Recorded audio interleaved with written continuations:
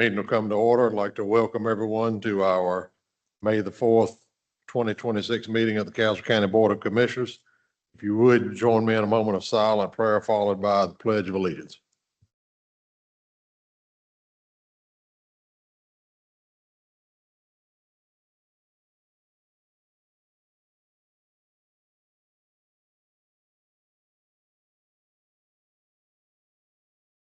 Amen. Pledge allegiance to the flag of the United States of America, to the republic which stands one nation, indivisible, with justice for all.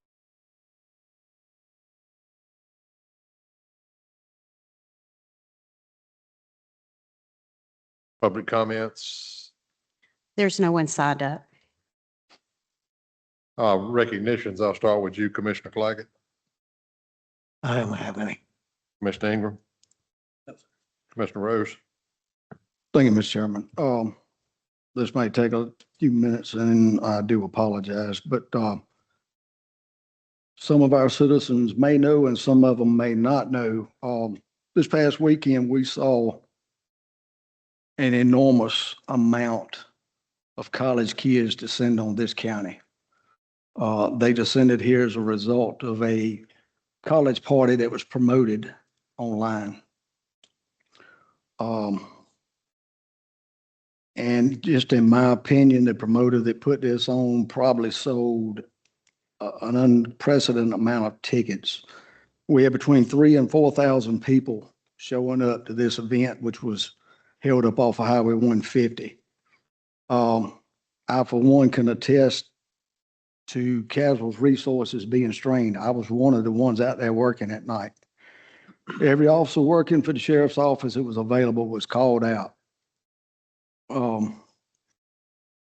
I, for one, saw an enormous amount of people, not only at the venue, but 5 miles away trying to get to the venue, walking in the road.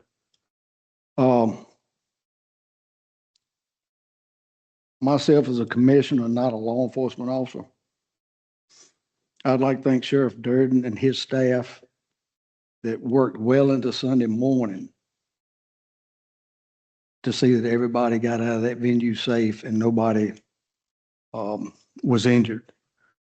I'd also like to thank, and I hope I don't leave anybody out, we had Castle County EMS, Castle County 911, Castle County Volunteer Fire Department Station 8 and 3, who are volunteer organizations who stayed out to early Sunday morning blocking this road off on Highway 150 just so we could get the amount of folks out of this location.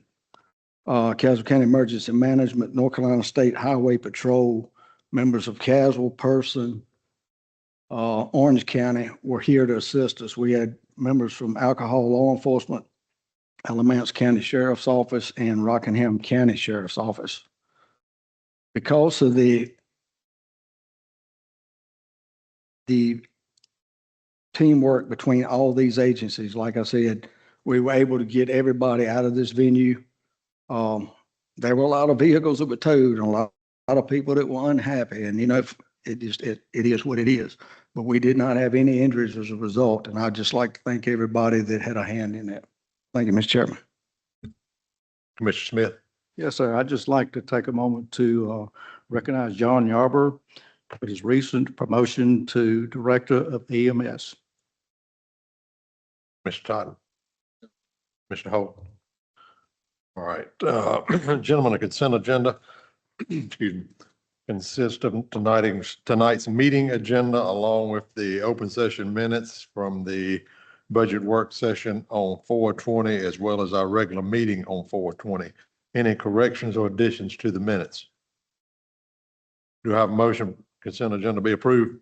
So moved. Have a motion from Commissioner Smith. Second. Second from Commissioner Claggett. All those in favor, let it be known by saying aye. Aye. All those opposed, motion carries. Moving on down to reports and presentations. Item 7, financial report has been provided. Any questions or comments? Mr. Chairman. Yes, sir. I do have one question for Melissa. It appears as if this fiscal year, our expenses are somewhat under what's budgeted and revenues are maybe a little bit ahead of what's budgeted. Is that the case? And will that hold true, you think? Keith Horton. As of March. Yep. March. Obviously. It'll take a change. Next question, since we have a significant budget deficit, would we consider freezing additional funds for this fiscal year to help with the budget for next year? We do have a spending cutoff as of, I think it's May 15th. So that will help, reduce spending except for essential services that, expenditures that we need to spend. So we're hoping by having that cutoff date that will help assist in that as well. Any other questions, comments? All right, item 8, building permits report. You each have a copy of that. Any questions or comments concerning it? All right, item 9, Sheriff's Office report from February of this year. Questions or comments pertaining to it? Moving right along. DOT project update. Jeremy DeLapp.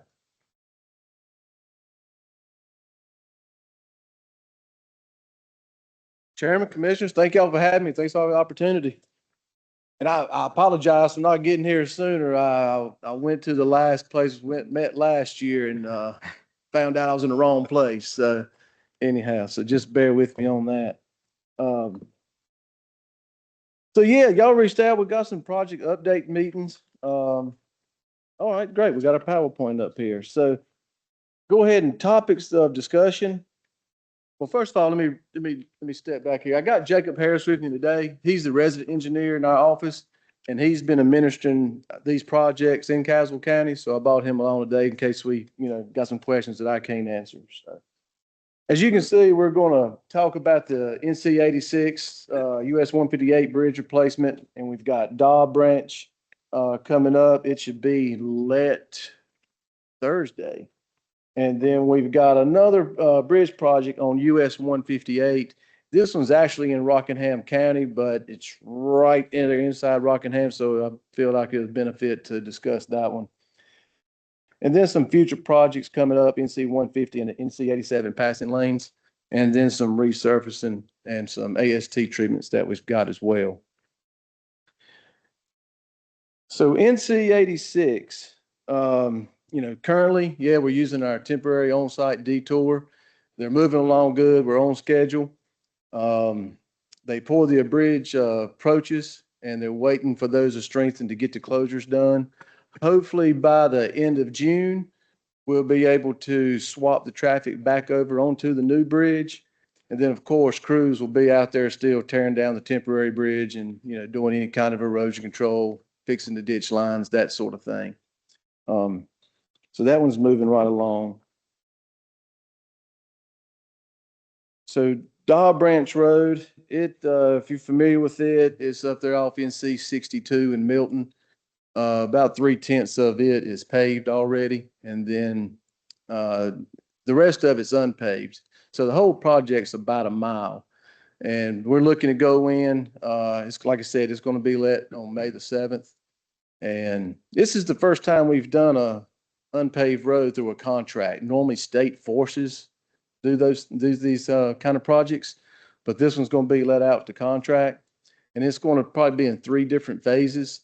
And that's just so it'll help us along with the erosion control. They don't want us to disturb so much project, probably down to the creek and then up the other side and to the end. So that's, like I said, it's going to be let in May, and it should be completed by November of 2026. This last one right here, this the bridge we spoke about. It's in just outside of Caswell in Rockingham County. It's over Hogan's Creek on US 158. This one right here, the structure was built in 1967. So this is something we've never done before, and we're going to try it. We're not going to build a temporary bridge, but we're going to keep traffic on the old bridge. We're going to be tearing the westbound bridge down coming up. And then we're going to use portable traffic signals to help for traffic control throughout the duration of the project till it's complete in November of 28. First one we ever done, but feel like, it should work okay. It's just the detour route would have been so long. We feel like this was the way to go. So that one, like I said, that one should be completed in May of 2028.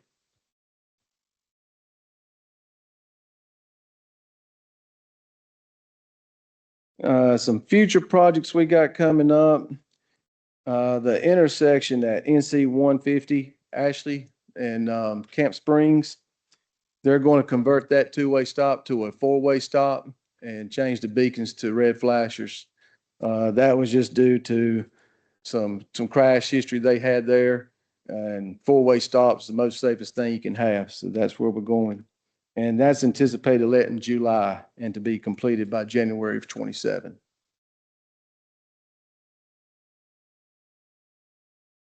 And the NC 86 passing lanes and shoulder improvements.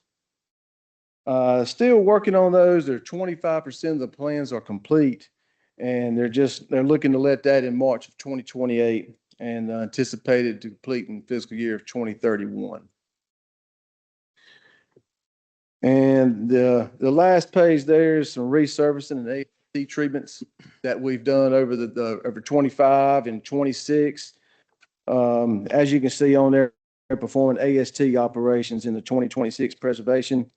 Jacob informed me on the way over here, they did the last one today. So the only thing left on those top three right there is the permanent striping. So we'll get that done. And then the 2027, the last two there, you can see the anticipated let date on those as well. And the additional handouts, I don't know if y'all have those, but I did make some copies. Y'all might have those, and it kind of identifies which roads are on each of those lists. And that will sum up what I've got. And if y'all have any questions, I'll Mr. Chair, take quick. Yes, sir. I think you need to, on page 6, you probably want to change that from Ashley Road to Ashland. I'm sorry. Yep. Should be Ashland. I was going off the other. Yes, sir. Thank you. And that is going to be a four-way red flashing. Yeah, it's gonna have the red beacon lights on top with the stop signs, four-way stop on it, right? Thank you. And they'll do some additional pavement striping too, since it's a new, so they'll do the painted, raised rumble strips Mhm. ahead. Do those when that's implemented. Mr. Holt. for the life of me, I cannot remember the name of this road, but it's the new 4-lane road coming out of Mebane. 119. Is that 119? Yeah. Is there any plans to, it's 4-lane out to like Mill Creek or something? Close to it, yeah. Is that going to be extended on to 86? At this time, I have not seen anything on that, but I can definitely check on it and get back with you. Okay. Yeah, could you write that down, sorry? Any other questions? Mr. Chair, Mr. Black? on 86 North, just before the state line, there's an elementary school. There's businesses, there's residents. You have 4 or 5 roads entering 86, coming the opposite direction, heading southbound. Out of Danville, you go from 40 miles per hour to 55 miles per hour. There's North Elementary School there. Mhm. And in the mornings and the evenings, it's crucial. How difficult would it be to put a stoplight there? Are you saying at Walter's Mill? Yes, sir. Okay. It was a few years ago that came before this board Mhm. and spoke of putting a turn lane, and that happened rather quickly. Mhm. That has helped some. But in the interest of our children, that place is a battleground. Okay. I will bring that back up and see if the signal is warranted at that location.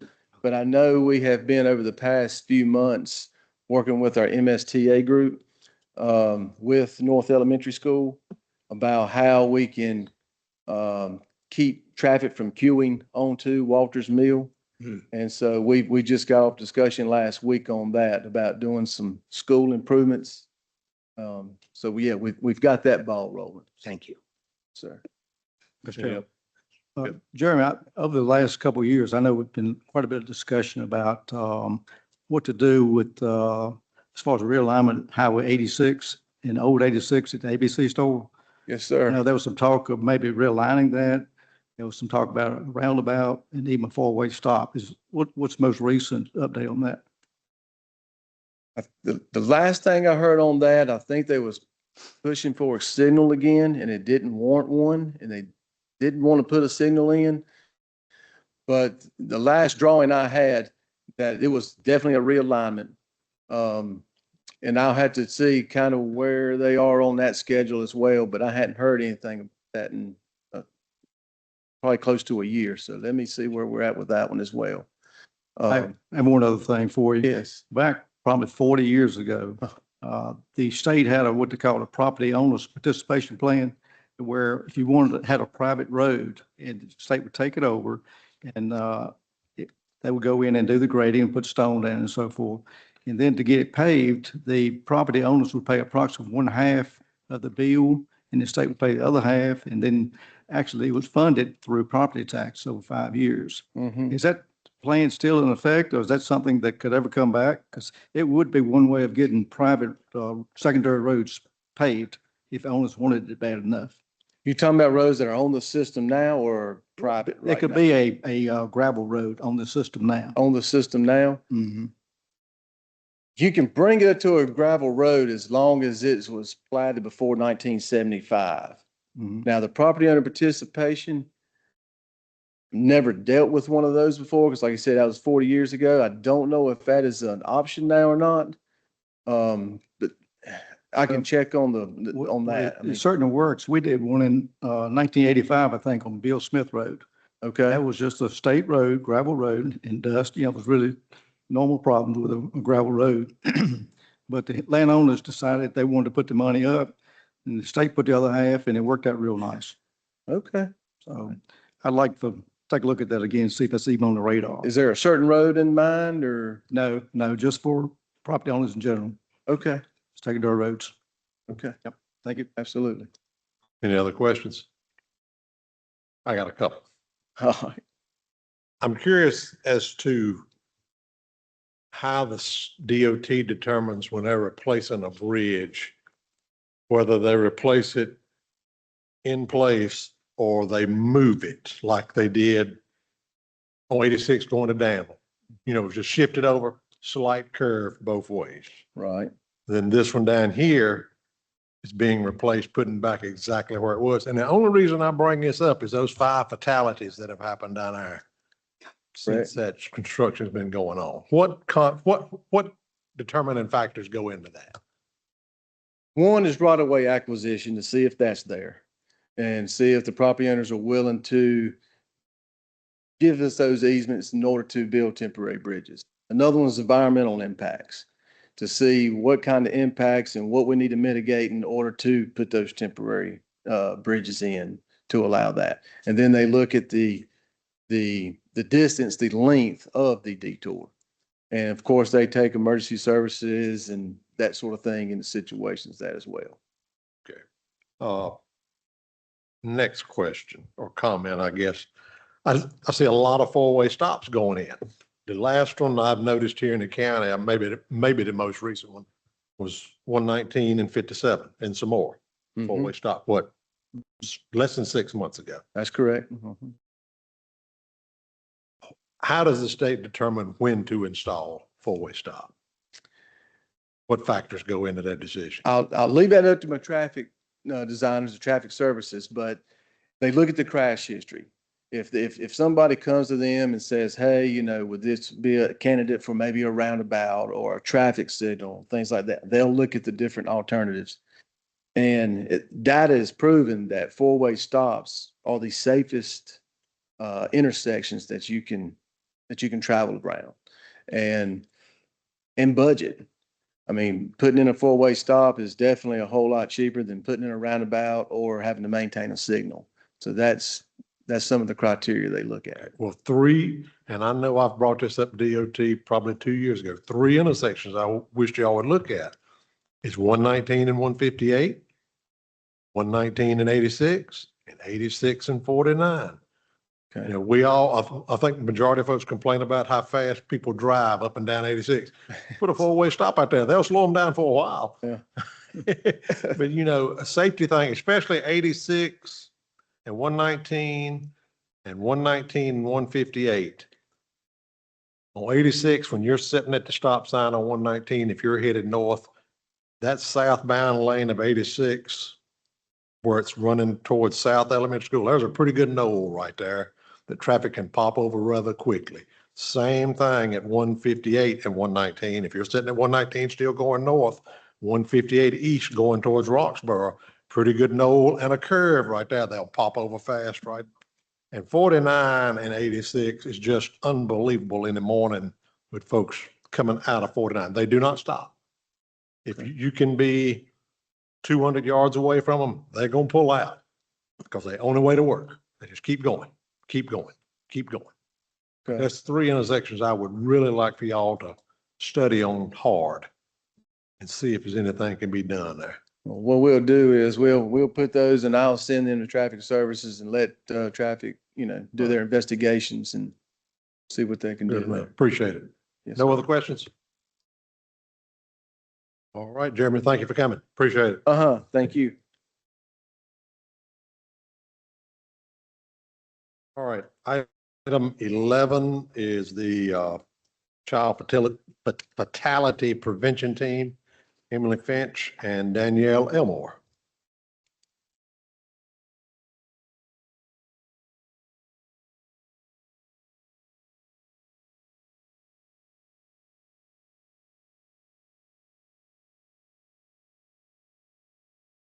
Good evening. I am Danielle Elmore. I am the Clinic Director and Nursing Supervisor at the Castle County Health Department. Today, I stand before you as the Chairperson for Child Fatality. This is I'm Emily Finch. I'm the Program Assistant at the Castle County Health Department. I am the Review Coordinator for Child Fatality. Each year, we present to you all a report, which you should have in your packet, about child fatality activities that we have done here in Castle County. So in the packet, for those that don't know, the Child Fatality Team is a multidisciplinary team with the Department of Social Services. We meet 4 times a year, and for the protection side, DSS will present cases. And then for the child fatality side, we will review deaths that happen for the age 17 and under that have occurred for residents here in Caswell County. Sometimes if the fatality is here in Caswell County, we do not review that death. That death goes back to the county that the person resided in. So for last year, during the law session of 2023, the lawmakers decided, instead of us just focusing and entering our information in a state database, the state of North Carolina now enters our information in a national database. So we all have been through trainings to update us on the new process that we will be evaluating our deaths and reviewing our deaths. So that's a new change for us. So we are learning together. And then every year from the state, we get an agreement addenda, and they give us a pot of money, some funds, to purchase things that will help us review our child fatality deaths and to prevent future deaths. And in your packet, it goes into more detail. So for 2025, the Caswell County local team identified the following recommendations for systematic improvements based on reviews during the 2024 calendar year. We would like to bring more awareness to the resources that Caswell County offers domestic violence, partner with the local sheriff's department on gun safety classes and/or educational information on gun safety and gun laws. Provide more education and awareness for safe sleep. The Caswell County local team has identified the following resources needed to address the identified gaps and deficiencies in the existing system. We need funding to support the victims of domestic violence, funding to support gun safety and gun locks, offer safe sleep programs to new moms, grandparents taking care of the infants. Some of the accomplishments that the child fatality team has done from last year, we were able to purchase 2-in-1 car seats and booster seats for toddlers in Caswell County. We provided carbon monoxide and smoke detectors to homes that did not have it. We provided helmets, knee pads, elbow pads for the children that were on the ATVs, bicycles, so that they could be safe. We provided bassinets, hopefully so parents will not co-sleep with their children. We also provided pack and plays because after the baby is a certain weight, they can't get in the bassinet anymore. So we purchased some pack and plays. And lastly, the sheriff's department was able to help us get some gun locks so that we could have our guns safe for the children in Caswell County. Any questions? My board? Thank you, ladies. Appreciate it.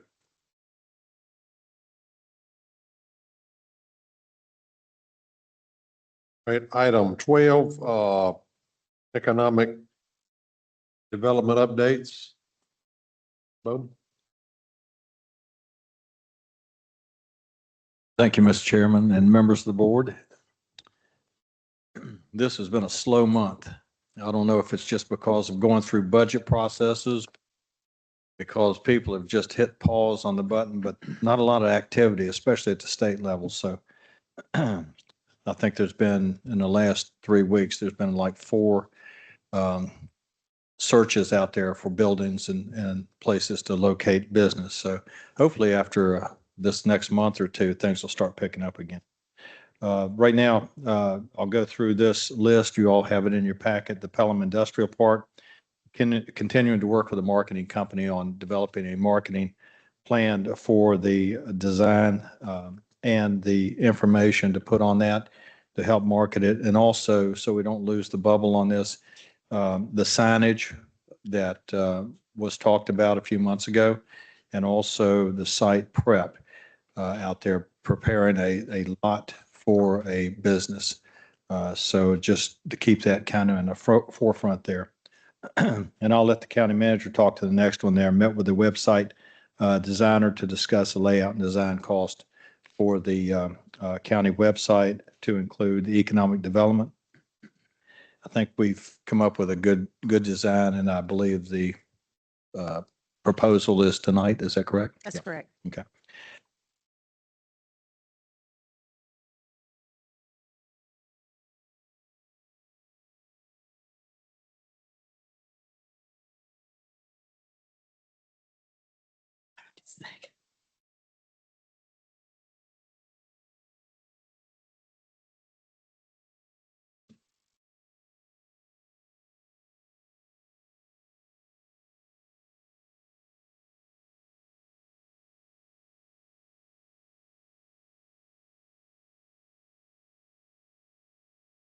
And just like that, we're back in business. Continuing to follow up on meetings with the residential developer and owners of the studio buildings. Jason with planning there, he and I met with a representative of a well-known commercial retail business, and they're looking to locate in Caswell County. We've already talked to them about the site location. It'll be over there close to the Pelham Industrial Park, and we're going to be waiting on renderings from them to send to us, and it should happen within the next 30 to 45 days. And they did tell us that they want to be in Caswell County. So hopefully we can work that out with them. Also, I'm scheduling a date with the Person County Economic Development Office during the month of May to meet with those folks like I did with Rockingham County, make introductions there and find out what they're doing, what we can do to kind of help share the load here. And to share our experiences and hopefully learn from one another. Hosted a follow-up meeting with a commercial developer on that possible mixed use property up on the north end of the county. Well, that one has gone silent as well. There's not a lot happening with that. I can't get return phone calls or emails back from that. That developer was in Charlotte, so hopefully we can get back on track with that in the next few weeks. I'm going to continue to call them. Also attended a meeting, I brought this up last month with U.S. Senator Ted Budd at Chairman Yarborough's farm. And I shared information with the senator then, and the chairman also talked to him about economic development. So what you have in your packet is also what we shared with him. And if you'll allow me, I'll just go through and hit the highlights of that. So based on Caswell County economic development priorities, the first one was investment in critical infrastructure. And the federal partnership can support us with water and sewer expansion to the Pelham Industrial Park to include other industrial and commercial sites, broadband deployment for business and residents, and road and transportation improvements for site access. A second one is expand access to economic development funding. Targeted federal programs help rural counties like Caswell County prepare sites and reduce barriers to investment. Federal partnership can support by using USDA rural development programs, economic development administration grants, flexible funding for site development and building reuse, and the impact would be strategic public investment helps leverage significant private sector dollars, making it more flexible for companies to locate and expand in Caswell County. The third one is strengthening workforce, healthcare, and housing. Economic growth depends on a strong and sustainable community. The federal partnership can support workforce training, education programs aligned with industry needs, rural healthcare access and facility support, and workforce housing development in rural areas. The impacts are business evaluate workforce availability, quality of life, community stability. Strengthening these areas makes Caswell County more competitive and attractive to employers. So moving Caswell County forward with strategic federal support, Caswell County can attract new industry and create jobs, expand the local tax base, and strengthen long-term economic resilience.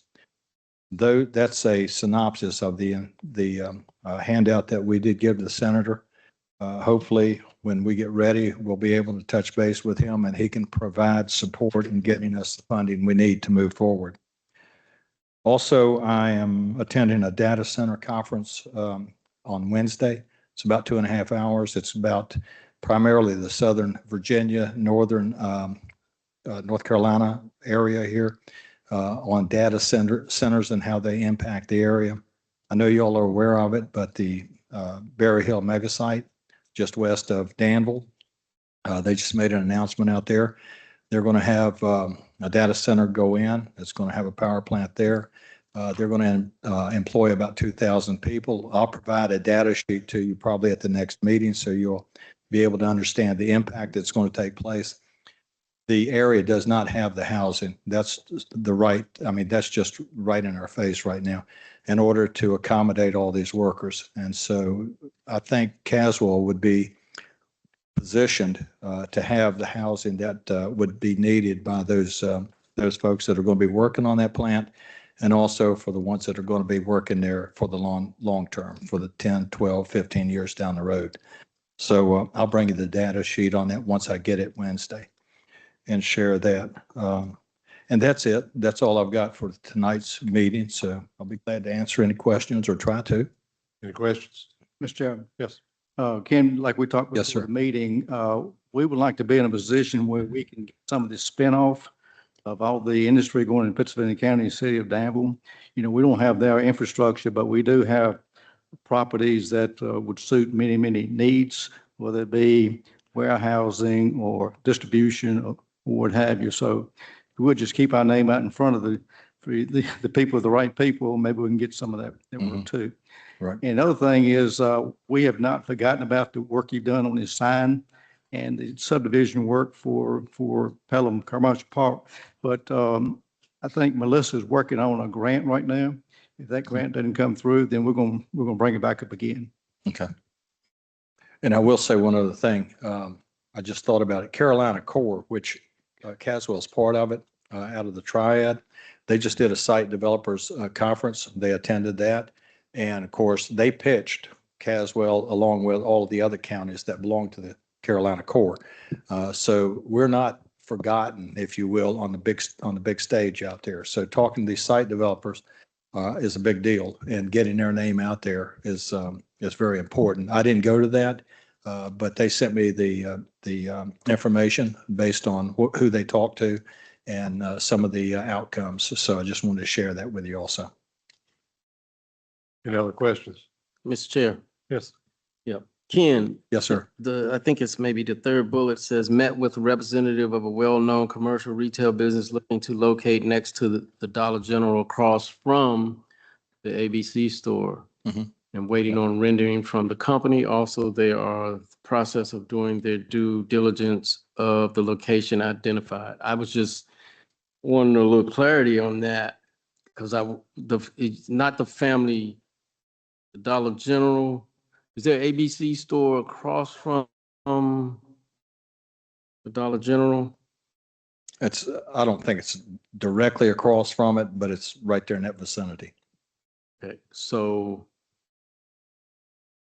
do you know, across from on the same side, across from the State Employee Credit Union, there's a Family Dollar, if I'm correct. There's it's vacant though. Do you know anything about that? No, where's the state? That was the old Family Dollar. The old Family Dollar? Oh, you're talking about an 86. Yeah, I'm sorry. Okay. No, did I put Family Dollar? If you could, I think he's. Dollar General. It's Dollar General. yeah, but I know, I'm sorry, I skipped around, but I mean, I just wasn't aware of the ABC store across from the Dollar General. But don't worry about that. Moving forward, there's a vacant spot there, and I don't know if it's for the Family Dollar adjacent to the State Employee Credit Union. Okay. It's vacant. If you could find out, I mean, I don't know if it's private, if you could find out about ownership of that. It's just vacant right now. And I think that would be a great spot for, I don't know, for something. Good. Right. We'll run it down. All right. Okay, good. Thank you. Just to clarify, Yes, sir. the Dollar General you're speaking of is the one in Hella. That's correct. That's Okay. the It's one not the on, one here in, on 700. Oh, gotcha. The one on 700. Mhm. Okay, okay. Right. all oh, okay. Any other questions? Thank you, Mr. Bowen. All right, sir. Thank you. All right, discussion item, Sheriff's Office building purchase. Sheriff. Good evening, y'all. I come back in front of you, and I'm asking for the use of DEA funds. You all have packets, and on the packets, I'm gonna have to ask for some additional funds from the DEA because they didn't put the electrical work in here. So, on the first sheet, they had the schematics of the building and how much it costs. Second sheet is the roof, including the roof. So that would be approximately $35,000 with the roof and electricity. We bidded it out, the electricity with all red, and I can't think of the other name of the electricians we have here in Yancey. Scruggs. We bid it out, and all red had the lowest price. So we $35,000 turnkey for the building for our MRAP, and then also additional $3,000 from DEA funds to put gravel or crush and run, 8 tandem loads of gravel and crush and run, which we will get at a discount from the rock quarry, so we can finish up the shooting range. That's my respectful request. Questions? Mr. Chairman. Yes. Sheriff, I see that you're going to use the existing concrete pad to put your building, to install your building on. Yes, sir. I assume that's not going to be in the way of any traffic flow for solid waste traffic in and out. That's been approved by Mr. Fuqua. Yes, they've been discussed with Mr. Fuqua, and he said that it's adequate room to use that pad, and the former county manager, we went through and discussed it with her, and her and Mr. Fuquay came to the decision that it could work at the location that we wanted to put it in. All right, I know for some time, it's been some discussion about possibly having a garage at that location.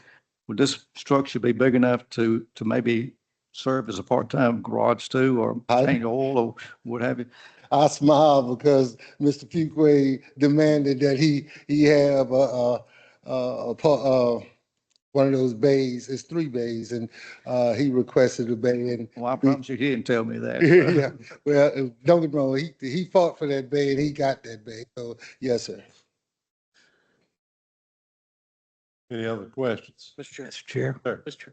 Mr. Holt? I remember you standing there telling us when you were wanting the shooting range that you were gonna put a building in it and you would not be needing any money from us. What happened? I'm not getting no money from you.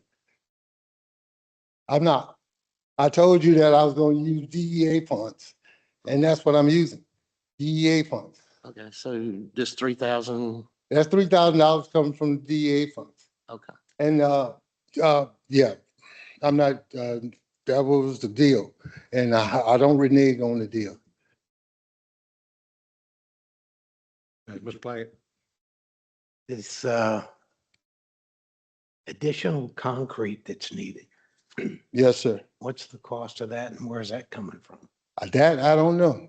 I did. I think it's that work's already been done. But the report said that additional concrete's needed.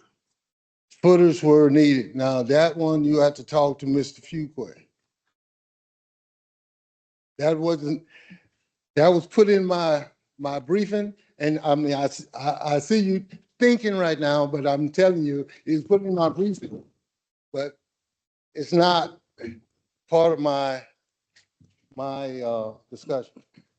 But let me actually let me tell you this, Mr. Claggett, if it costs any more money to put footers on there, I'll take it out of DEA. Thank you. You're welcome. Sheriff, Yes, sir. so the basic thing is this is no financial impact to the county. You just asking for the DA funds that's actually basically yours in the first place. Yes, sir. As by statute, I have to come to the governing body to let them know that I will be using DEA funds, not for permission, but to let the governing body know that I am using DEA funds. Now, don't get me wrong. I just got $63,000 worth of DEA funds left. So I got to be mindful of how much I got left. Any other questions, comments? Mr. Chairman. Yes. Well, you answered one of my questions. One of them was how much was in there, but you covered that part. And basically, under the DEA guidelines, you can only utilize those funds for certain projects, correct? Certain projects can't use them for, Okay. can't use them for salaries, can't use it for different things like that. And the other thing is, you're gonna utilize that money for building for this armored vehicle Yes, sir. that we do not want sitting out in the weather, if we can help it. If, I do know that this was, if I'm not mistaken, was, gotten through federal. We went through, the federal agency to get that, yes. So I think we actually had one of them show up this weekend when we needed it. Yeah. So, thank you. Questions? Mr. Chairman, Yes. I do have one other question that's somewhat related, Yes, but since we got the sheriff here, what's the status of the shooting range at the landfill site? it's almost completed. If we get the gravel done, we will all take a trip down there and I'll give you a walk. I like to see it. Yes, sir. Thank you. One question, Sheriff. What was that total dollar amount you said? I said $38,000. Okay. Okay, because Because I knew it was 30 something. it was $23,000 for the building, and then $2,000 for the roof, and then $10,000 for electricity, and then $3,000 for the gravel. Okay. I mean, my math might not be. Well, I think you're close. But the reason I asked is that the number we have in our packet is 19,949.16. I think that was just the price of the building itself, not all the other extra stuff. Okay, so, but we would have to approve all this entire amount, wouldn't we? Correct. The 30, whatever. I don't want us to approve part of it and the sheriff have to come back another meeting and say, Yeah. well, you didn't give me about half. But the I do know that. 19,000 is after the deposit. There's a deposit, I believe, before that. There's a $23,149.01, then a $1,498 deposit. And then, left due was 19,000.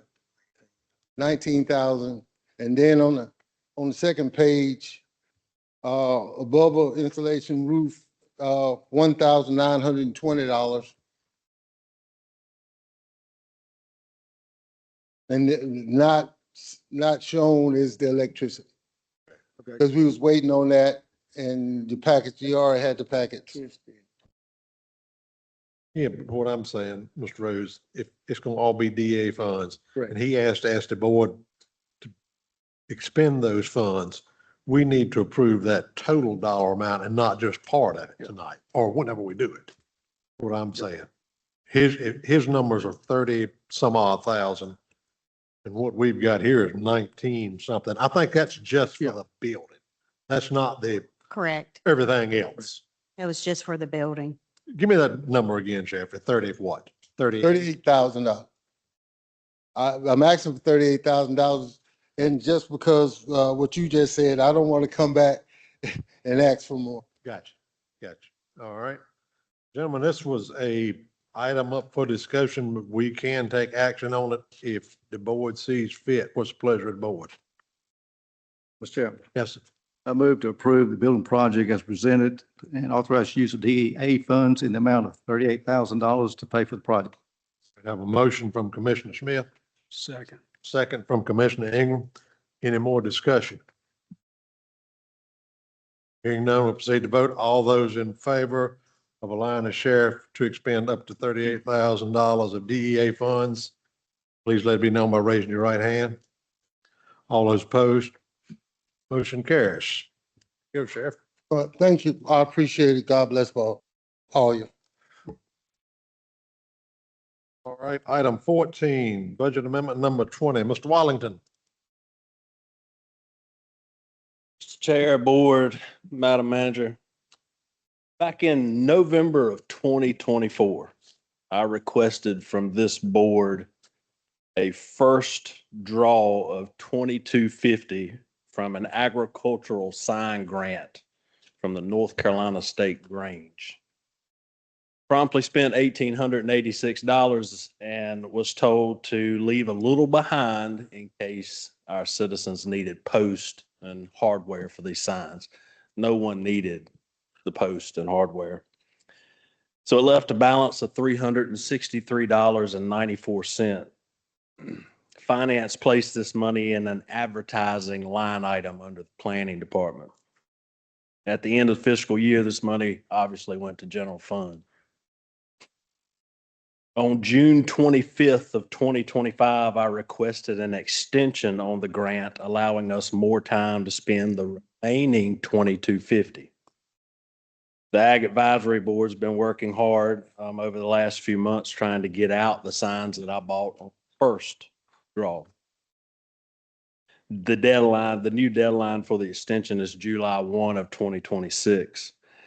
I'm ready to request that final draw of $2,250 and place an order for 38 more signs. I'll need to recover the $363.94 from last year because this is actually the grant money that I've got approved spent. After new signs are purchased, we will have a remaining balance of $54.29, to which I'll just use it in post and some bolts. So I'm down to zero at the end. But the budget amendment will be asking for the $363.94. And then here tonight to ask for approval to request the additional 2250 draw. Good. Questions? Jason, this is grant funds from Grange, correct? Yes, sir. This is not taxpayer. No, sir. Okay. No, sir. I was thinking that's what you had told me earlier in the week or last week. No questions, comments? What's the pleasure of the board? Chairman, I'll make a motion to approve. A motion from Commissioner Brose to approve the budget amendment. Do I have a second? Second. Second from Commissioner Totten. Any discussion? Hearing none, we'll just proceed to vote. All those in favor, let it be known by saying aye. Aye. All those opposed? Motion carries. Thanks, sir. Thank you, Mr. Watlington. All right. Letter of support for NCOEMS. And I'll just stop right there. Mr. Yarborough.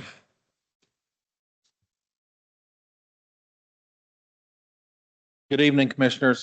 This is a letter of support for the NCOEMS Mobile Integrative Healthcare Funding Opportunity. They announced this last Friday as a part of the Rural Health Transformation Program. Our community paramedic program has been funded since the very beginning by a grant from the Dan River Foundation through REACH. That funding is coming to an end in December. The state announced this program last Friday to support and expand community paramedic programs in rural counties. The state of North Carolina received $1 billion over 5 years. They're receiving $213 million in year one, and $10 million of that is going to this program that they're going to award through a competitive grant process. It was announced last Friday, and the due date is May 20th. That's why I wanted to go ahead and get on the meeting tonight. That way, hopefully, if y'all approve this, that we can have that letter of support in our grant packet. You have the grant letter, in your support letter in the agenda packet, and I'm open for any questions. Mr. Chair, Yes, sir, Ms. Flake. this is a letter of support for a grant. Yes, sir. Any other questions, comments? This will fund the community paramedic, I think you said. Yes, sir, for up to 5 years. Is it I know you just said up to 5. Do you have to reapply each year? Yes, sir. They look at how well your community paramedic program is functioning to see if they're going to reapprove it for each year. Okay.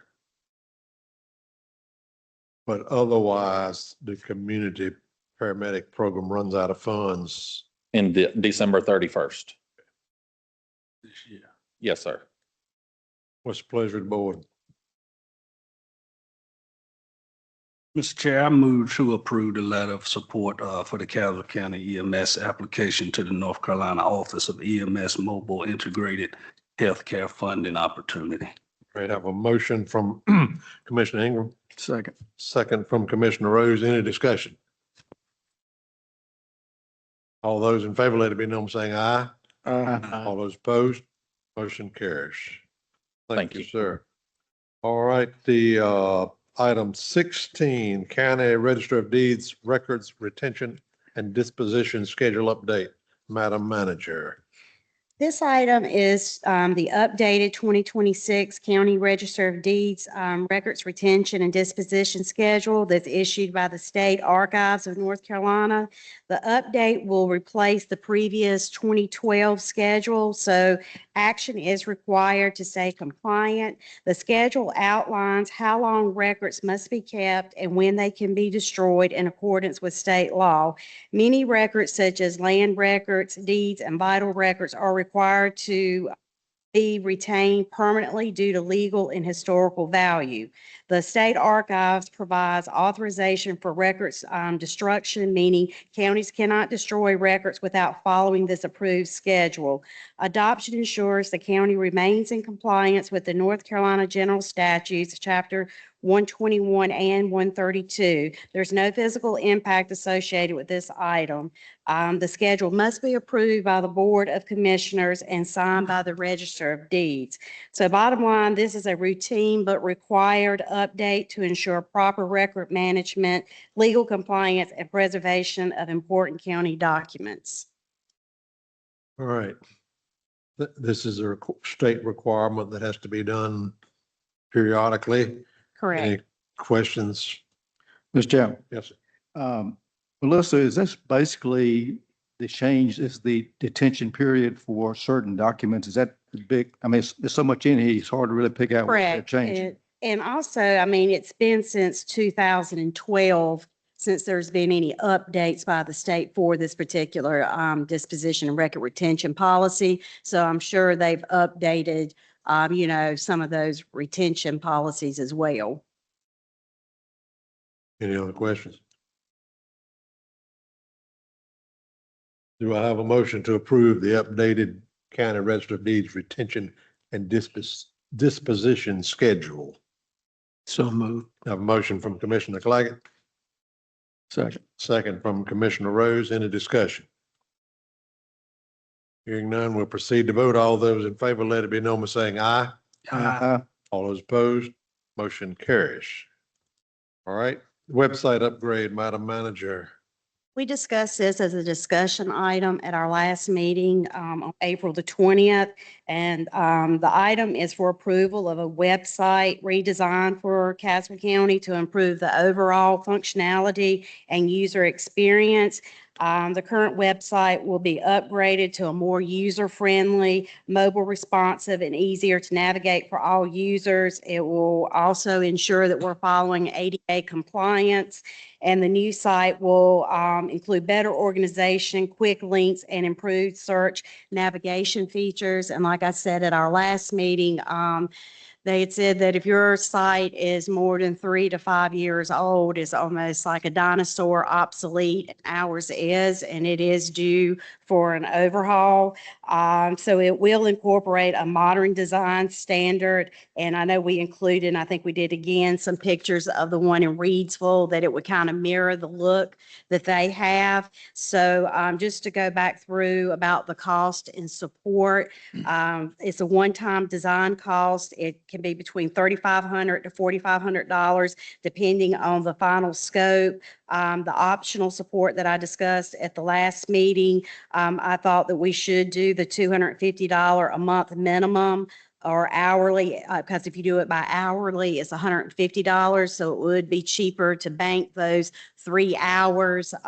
It would be cheaper for when we have updates, and it would keep our webpage more accurate and up to date, having where we can send that to them to make those changes if there are a lot of changes that need to be made. And we can discontinue that after, I think it's 3 months, at the pleasure of the board or the manager's discretion if we did not want to continue to use those support hours.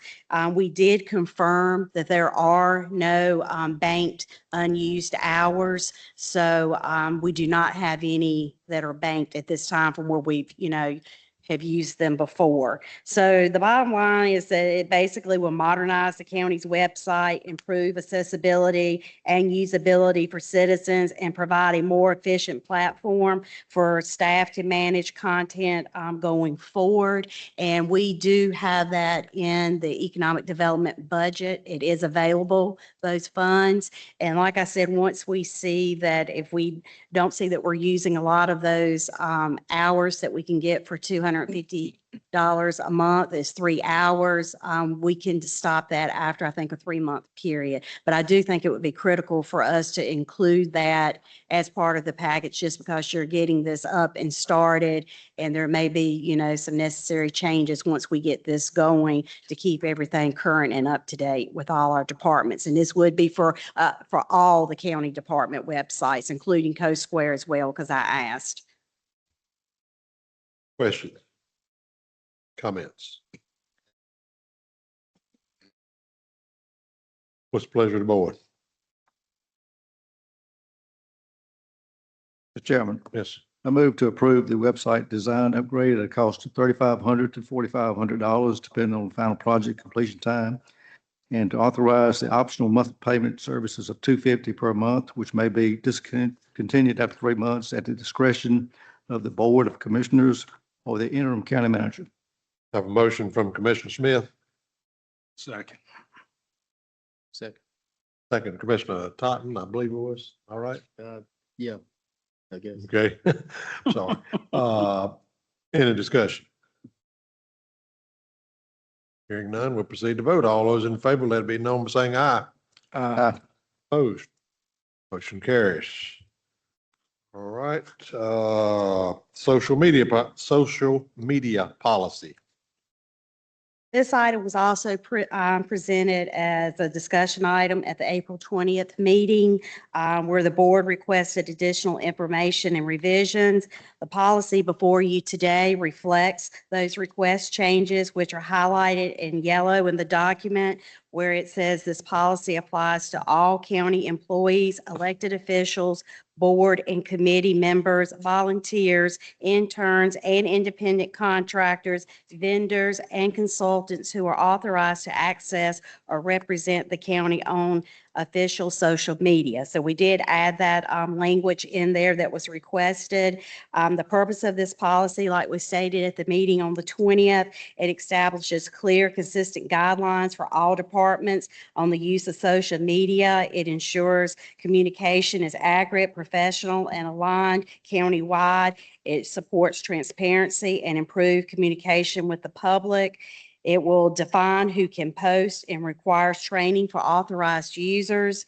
It establishes content standards to prevent inappropriate or unauthorized information sharing and provides guidance on public comments and modernization, ensuring compliance with free speech protection. It addresses public record requirements and also includes oversight, account management, and security requirements. So this policy will strengthen the county's ability to communicate effectively with the public while ensuring legal compliance and consistency across departments and protection of the county's integrity. This is the same policy that we looked at last time, I guess with that one revision. Correct. And Mr. Johnston, did you have anything you'd like to add? Mr. Chairman, members of the board, this is fairly straightforward. The policy is consistent with the last policy that you reviewed at your prior meeting, with the exception of the language which you see highlighted in the policy, which it requires that this policy applies to all county employees, including independent contractors and consultants. Any questions? Mr. Chair, Yes, sir. who is the designated public information officer? Or are there various designated PIOs in each department? At this point, as far as I'm aware of, like when we go to put anything on social media, it is supposed to go through the director, like if it's just basic information that they're putting out there. I know EMS puts out a lot of stuff, puts out some public information and that sort of stuff. So that's at the director's discretion. But most other things do go through the county manager and through our IT department before being posted, if it's anything with more details to it. Thank you. Any other questions? It's a pleasure to the board. I'll make a motion to approve. A motion from Commissioner Rose to approve the social media policy as presented. Have a second. Second. Second from Commissioner Smith. Any discussion? None. All those in favor, let it be known by saying aye. Aye. All those opposed, motion carries. Next up is the Parks and Rec Advisory Committee bylaws. This item was also presented as a discussion item at the meeting on April the 20th. The board and the county attorney provided some feedback for the bylaws.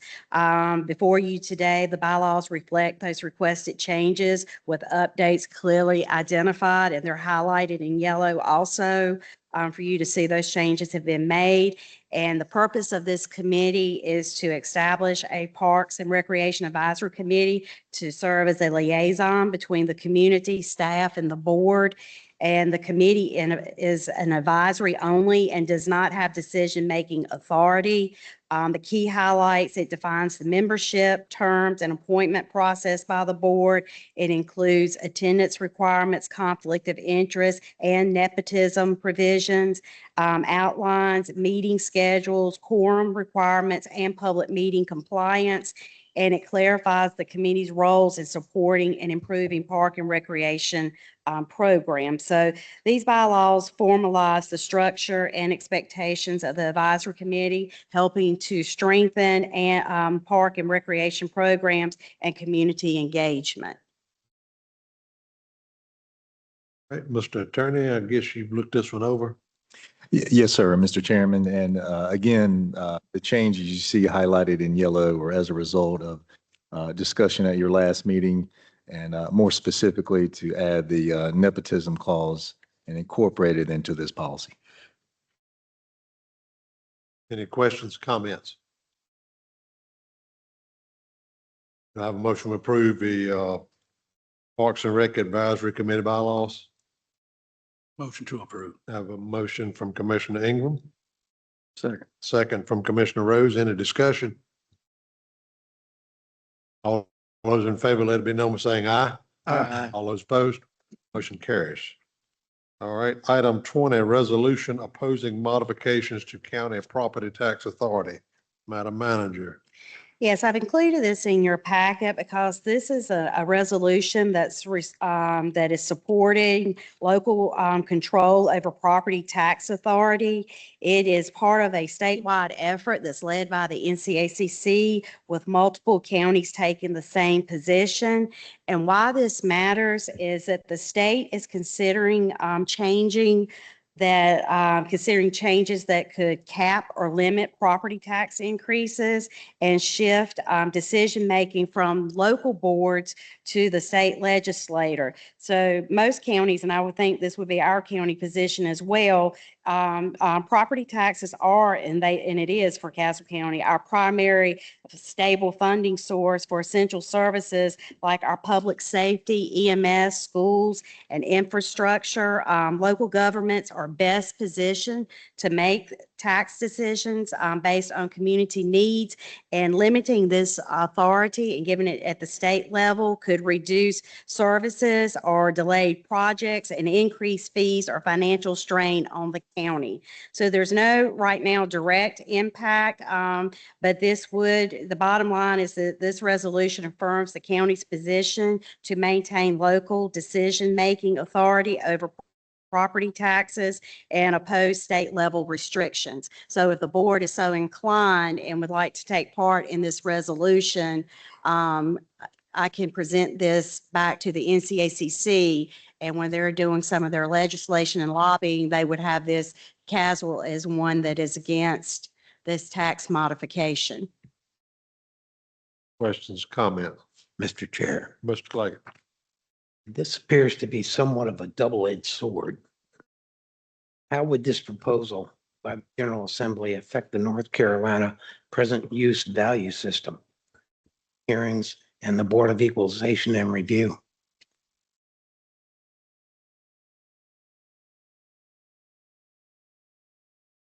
Not a clue from me, I can assure you, I don't know.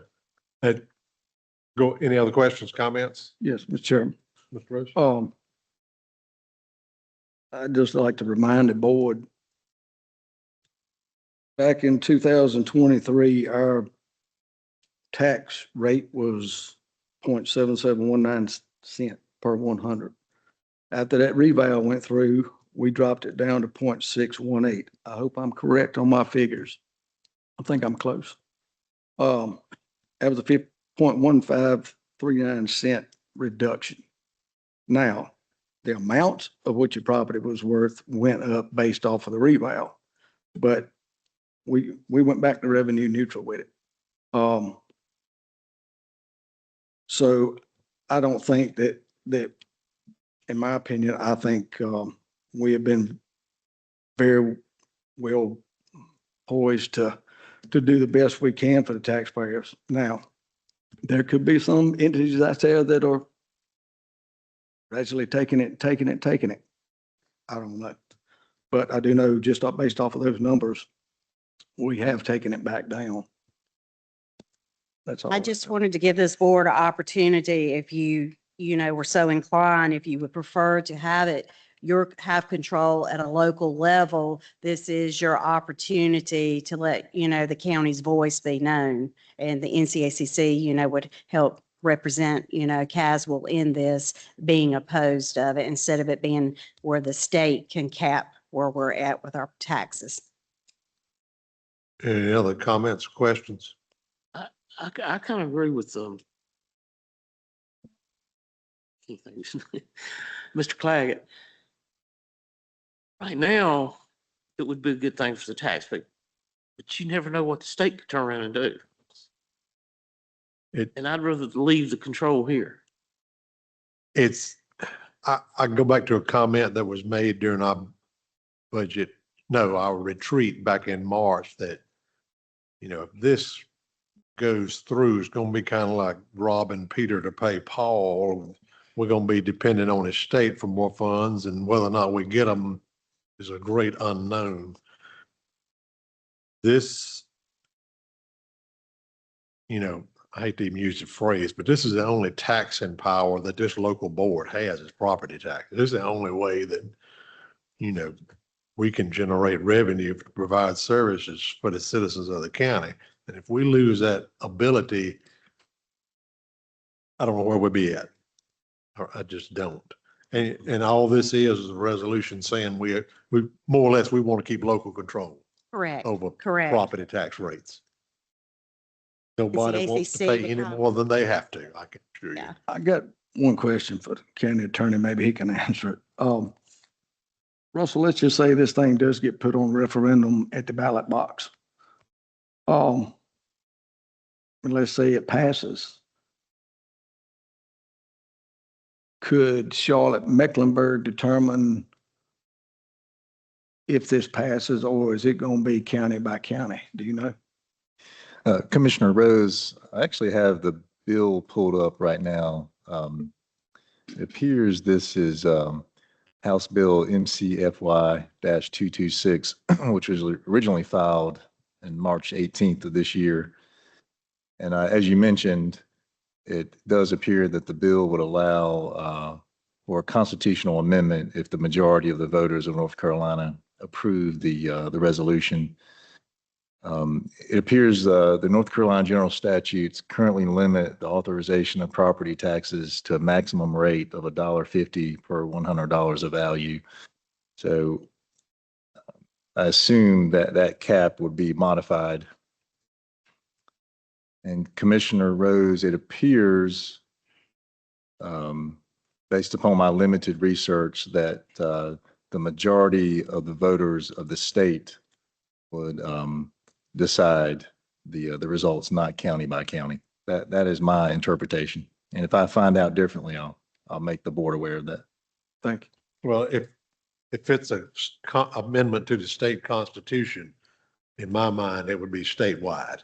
It wouldn't be pick and choose. You're right. That's correct, Mr. Chairman. Mr. Chairman, Yes. is there anything in the bill, Russell, that designates which counties would be affected more than others as far as the tiers? Since we're tier 1 versus a tier 3, would we get judgment maybe that a tier 3 would not? Is that addressed? Commissioner Smith, I'm looking at a one-page bill. I'm sure there's been committee meetings discussing that issue that you're addressing, but it isn't specifically addressed in this bill. Any other questions, comments? I could see every county just saying, well, let's go to the max. State's the one setting it. Yeah, but they might not be in office very long. It's- you know, we have no industry and we're all basically residential tax. So it Yep. throws us into a bind. It does. It does. And We're Ken in- Bone it's- talked it's- earlier about all the houses. Every class that I've been to is, you know, it doesn't outweigh the services. Costs more. The more houses built, more strain's gonna be on the county until we get some industry. And you just can't look at, say, Mecklenburg or anything and compare it. It's just not the same thing.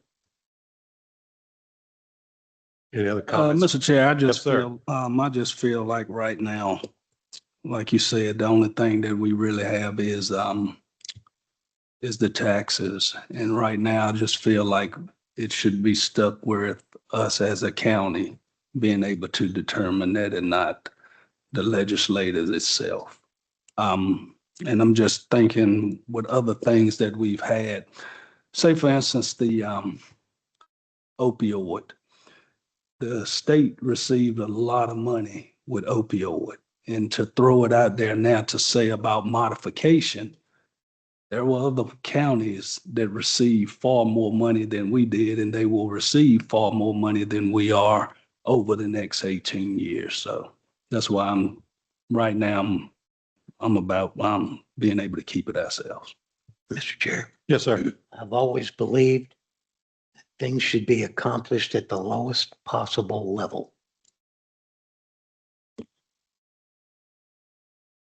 All right. Do I have a motion concerning the resolution? Do we approve it? Do we do nothing? What do you want to do? Move to adopt the resolution opposing modifications to the county property tax authority to preserve local authority over property tax decisions. We have a motion from Commissioner Smith. Second from Commissioner Claggett. Any discussion? Hearing none, we'll proceed to vote. All those in favor, let it be known by raising your right hand. All those opposed, like sign. Motion carries. All right, item 21 is Section 8 PHA Plan for fiscal year 2026. This item is for approval of the Castle County Section 8 PHA Plan for FY '26. A public hearing was held at the last meeting on April the 20th as required, and the purpose is required annually by HUD under the U.S. Housing Act of 1937, serves as a guiding document for our housing programs, policies, and goals. It ensures the county remains in compliance with federal requirements, allows the county to continue receiving federal funding for the Section 8 program. There's no negative impact. Approval is necessary to maintain their funding. So this is approval keeps the county in compliance and ensures continued funding to support local housing assistance programs. And like I said, we had a public hearing by Samantha at the last meeting who presented the policy to the board, but we need for it to be approved. The plan, the Section 8 PHA plan to be approved. Gentlemen, you heard the presentation at the last meeting, Section 8 Director. And now tonight we need to approve the plan. Do I have a motion to approve it? So moved. Motion from Mr. Totten. Do I have a second? Second. Second from Commissioner Ingram. Any discussion? All those in favor, let it be known by saying aye. All those opposed, motion carries. All right, item 22, we have some appointments and reappointments. The Piedmont Triad Regional Workforce and Development Board, Emily Buchanan. What's the pleasure of the board? Mr. Chairman, I'll make a motion to appoint I have a motion from Commissioner Smith, should be appointed. Rose, you Hmm? mean. Rose, I'm sorry.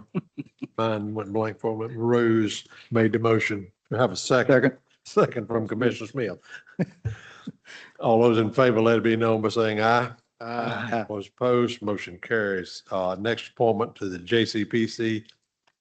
I hope I don't butcher this name. Is it Maisha Smith? I hope that's the correct pronunciation. What's the pleasure of the board? Motion to appoint. I have a motion from Commissioner Smith that she be appointed, Second. second from Commissioner Ingram. All those in favor, let it be known by saying aye. Aye. All those opposed, motion carries. All right, updates, Madam Manager. The Duke Energy Foundation grant was submitted by the deadline, which was April the 30th, in the amount of $24,500. The PTRC grant is at a critical stage. Staff are compiling data and supporting information to strengthen the narrative and clearly demonstrate need, working closely with our PTRC representative, Chloe. Budget reviews have been completed for all county departments. We also had asked PCC to reduce their budget by 10% from FY26 allocation, since we've asked all of our county departments to make reductions, and they have returned their budget, and we appreciate them working with us on that. And we just received this morning the school's budget. So we are still working a lot during our budget process right now to get those managers' recommendations before the board. And the Great Grant and CAP by Spectrum and Charter is completed, and we will have a representative here on June the 1st who will be able to do a presentation. And I know we will need to get a head count for the joint meeting on May 21st. So Stephanie will be reaching out to get this information from each one of you so we can have a head count. And it is the county's turn to host this meeting, and it will be at Coast Square.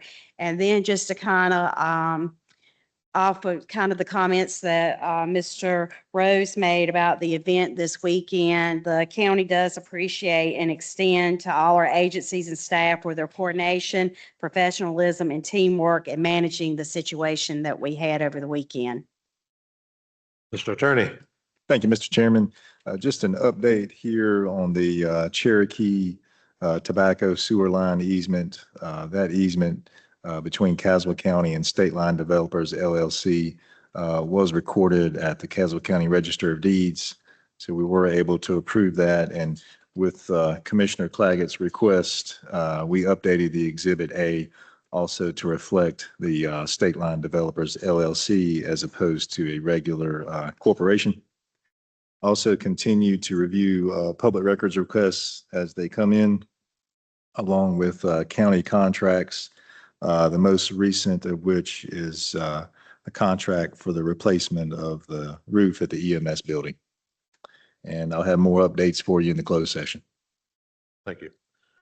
All right. Commissioner's time, questions and comments. I'll reverse order. Mr. Holt, Mr. Totten? Nope. Mr. Smith? Yeah, I've got a couple of things. I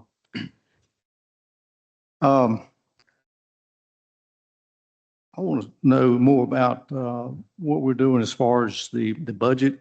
We're going to talk about that in the coming months, but right now we've been hit with like a $3.3 million deficit. And I'm just thankful to the staff for letting us know where we stand, because without current numbers, we wouldn't know that. And we're going to take the measures to correct that one way or the other.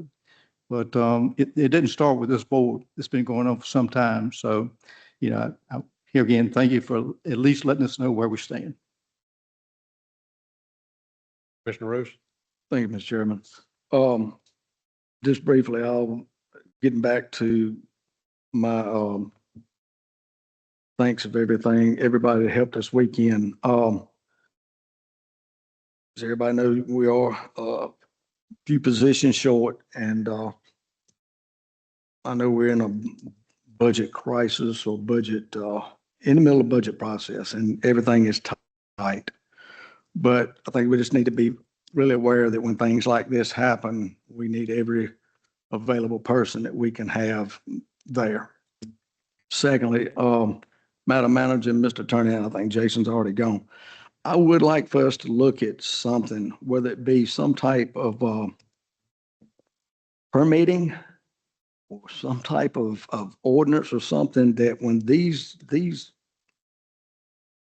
big events happen, or being planned, that there's some type of permitting that can take place, with contact information, how many people is going to be there. Because like I said the other night, we couldn't find it. The promoter was gone. I mean, he was out. And thank God that we did not have anything tragic go on.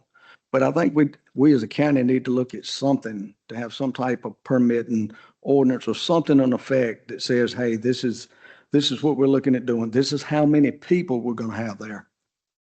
That way, at least it puts law enforcement, pretty much you don't get blindsided by this, and you can try to prepare and have the resources there to handle it. And I think that would at least, and I don't know if, I doubt the county could enforce this, which I wouldn't want them to, but hopefully the landowner who is renting this property definitely would want to have insurance, or have the person that is putting on the venue have insurance. Because I know when my daughter got married, I had to buy a huge insurance policy for just 3 days for her to get married at a venue, because they were not going to cover if something happened. So I think it would be something that the county needs to look into, what we can do, and maybe the board make a decision on that. Thank you, Mr. Chairman. Mr. Ingram? Yes, sir. Just piggybacking a little bit off of Commissioner Rose. First and foremost, just being thankful that the events that occurred the other night, that everyone actually was able to return safe, even the ones that was in the events. And I kind of just know briefly about how these things come about, with the promoter contacting a landowner in our rural counties. This didn't just happen in Caswell. Matter of fact, the same thing actually occurred in Iredell County just a few days ago, as well as last year it happened in Person County. And like I said, when we go out here and landowners rent that space for a moment to a promoter, the promoter has no idea other than to bring it to Caswell County. And their biggest thing is about selling tickets. And they will always sell tickets, and they'll sell as many tickets as they can. However, when you went down on the farm, and the farm itself is a half a mile off of a state maintained highway. And at that time, when people start to park, they're parking on NC 150, which is only the shoulders may be 2 foot wide on each side. Now you have a ton of people that's parking in the roadways. That's safety hazards. But as far as we as a board, I don't know, where we, go from there as far as the things that we may couldn't get accomplished for future. Thank you. Mr. Flaggett? Yes, I would also like to speak about the circumstances of this past weekend. And I'd like to see a permitting process develop to address the circumstances that the county went through. Areas of concern are citizens' medical, sanitation, law enforcement readiness, while protecting private property. And it could also be a means of revenue to secure that. Thank you. One comment from me. I know Commissioner Smith referenced a 3-point-some odd million dollar budget shortfall. And I know departments don't want to hear this, but I'm afraid everybody's going to feel a little pain on this one before we get through with it. Unless this board wants to just blow the tax rate out of the water, and I don't think anybody's got that kind of appetite. Everybody's going to feel a little pain, I'm afraid, before we get through with this one. You are correct, Mr. Yarbrough, and we have a lot of work ahead of us to try to get this budget balanced. Okay, upcoming events and announcements. Thursday, the 14th, from 1 to 4, the rabies clinic, $10 cash at the health department. 2 weeks from tonight, on the 18th, be our next regularly scheduled meeting at 6:30 here at the courthouse.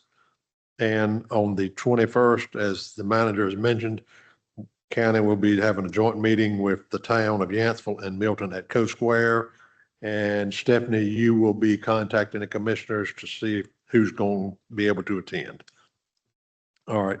Closed session to consult with attorney employed or retained by the public body in order to preserve the attorney-client privilege as provided under North Carolina General Statute 143-318.11 subsection A3.